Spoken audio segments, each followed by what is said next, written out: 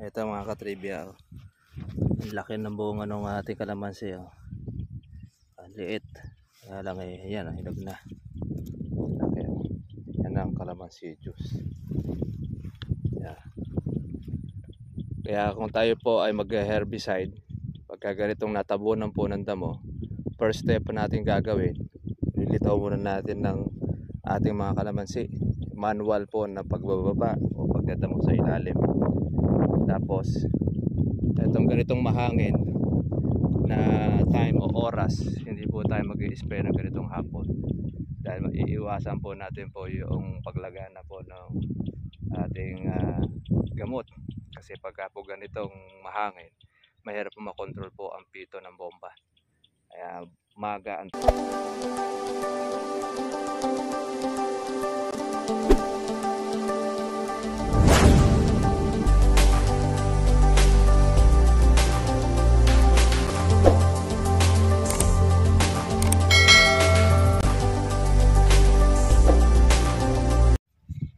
Ito naman po mga ka-farmers po yung ating trabaho.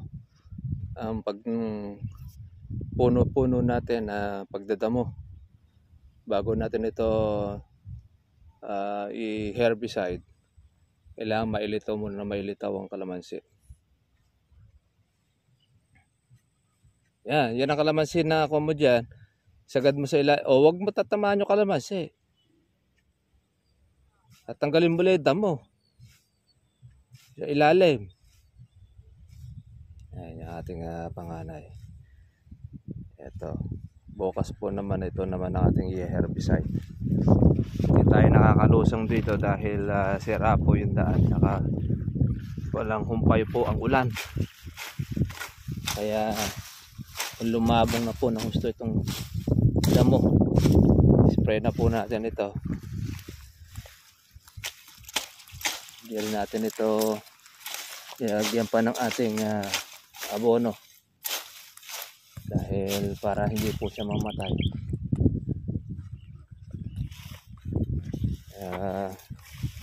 Nagawa po natin ay pinupuno-puno natin yung ating kalamansi para meron tayong palatandaan. Yan, namatay yung isang puno natin dito.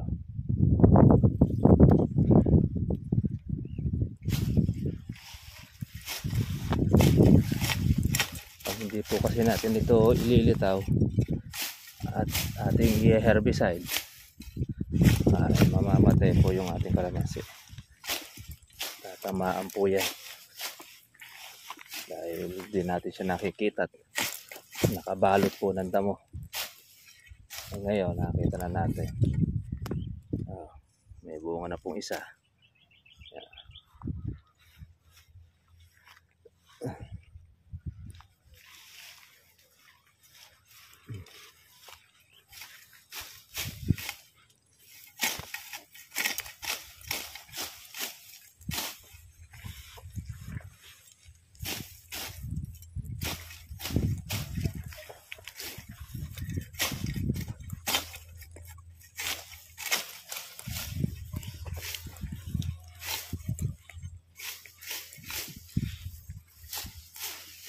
Tayong kulipin trivia. Yes, natin siya bababa.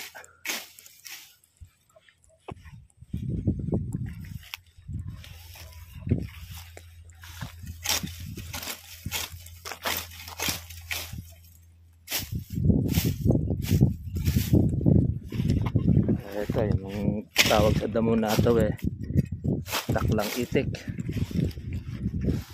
Ito ang marami rito.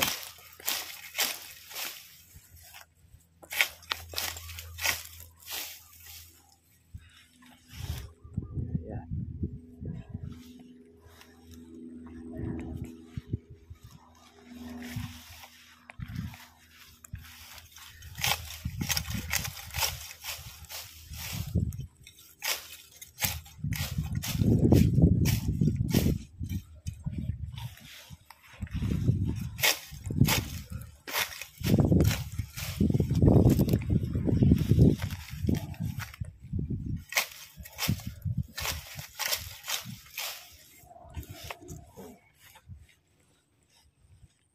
Nalagyan natin ng patabayan.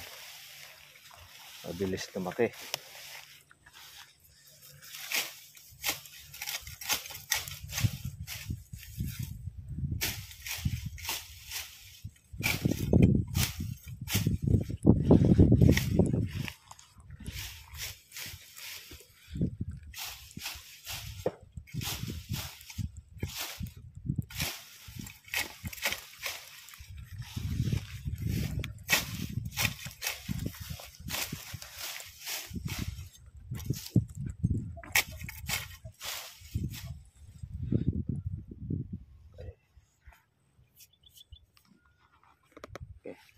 Trabaho na po tayo mga katripya. Ito yung ating next work, ang paglilitaw ng ating kalamansi sa ating madamo area. Ito mga katripya, ang laki ng bunga ng ating kalamansi. Ang liit, kaya lang yan, hinog na. Laki. Yan ang kalamansi juice. Kaya kung tayo po ay mag-herbicide, pagka ganitong natabunan po ng damo, first step natin gagawin, lilitaw muna natin ng ating mga kalamansi. Manual po na pagbababa o pagdadamo sa ilalim. Tapos, itong ganitong mahangin na time o oras, hindi po tayo mag-i-spray ng ganitong hapon. Dahil maiiwasan po natin po yung paglagana po ng ating gamot. Kasi pagka po ganitong mahangin, mahirap po makontrol po ang pito ng bomba. Kaya maga ang tirada po ng ating pong pag-spray rito sa ating pong kalamansi ng ating herbicide, para at least po mga ka-farmers, ito, may iwasan po natin ito. Pagamat ating po siyang nilinisan, at least kita po natin yung ating iingatan, yung subject natin. Kasi kagaya halimbawa ng ganito na masukal, hindi natin alam kung nasa ng kalamansi. Kaya pag nag-spray tayo, maghahanap pa tayo. Kaya sa matatamaan po mga ka-farmers po ang kalamansi po natin. O gaya niyan, no? Natabunan na po yung ating kalamansi ng damo. Yan po yung ating ililitaw. Yan po ang pamamaraan po natin o technique. Hindi po basta banat tayo ng banat ng ating herbicide. Tandaan natin, pagka yung kalamansi natin ay tamaan po ng herbicide, maninilaw na po yan. Kadalasan po yung mga farmers pagka yung bata, baka posibilidad po na yan po ay mamatay. Kaya ingat-ingat lang. Ito, at least nakita na natin po yung ating subject. Dali na po natin ito mga katribya po na spray. Isang pamatay ito mo. Hindi natin makikita yan, no? Madadaanan natin ang spray yan. Matrabaho lang mga ka-farmers, pero safe naman po ang inyong pong kalamansi. Kaysa naman po ito paararo natin, hindi po aararuhin ito ng ating pong farmer, dahil tatalbok lang po mga ka-farmers po yung araro dyan, lalo na po sa kalabaw. Kaya obligado herbicide muna natin. Pag ito naman i-grass cutter natin, ay matagal bago tayo matapos. Kaya mabilis ang trabaho ang ating pong pamatay damo. Ito na mga katribya po yung ating na puno-puno.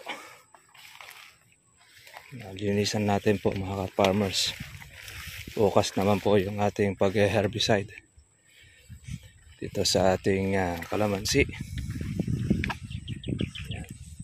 Importante dyan ay nailitaw na po natin ang ating kalamansi sa damo para hindi po siya tatamaan pagka atin po siyang i-herbicide gaya nito. Yan. Marami pa tayong ililitaw na mga kalamansi. Ito pa yung ating herbicide.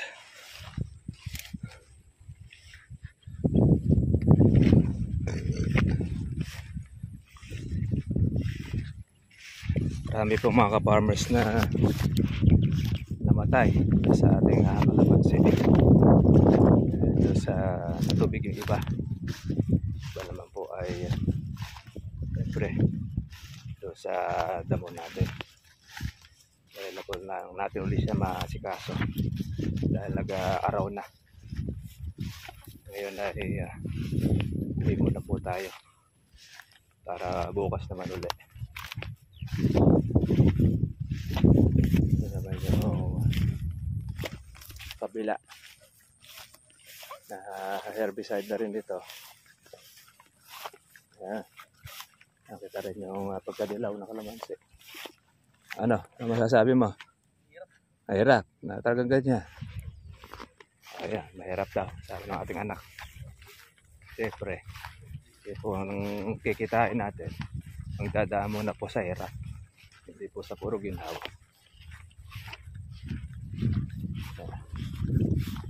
Herbicide na nila ito. Kailang marami pa rin pong buhay ng damo. Dahil sa luyot. Lamitaw dito. Paano mga ka-farmers?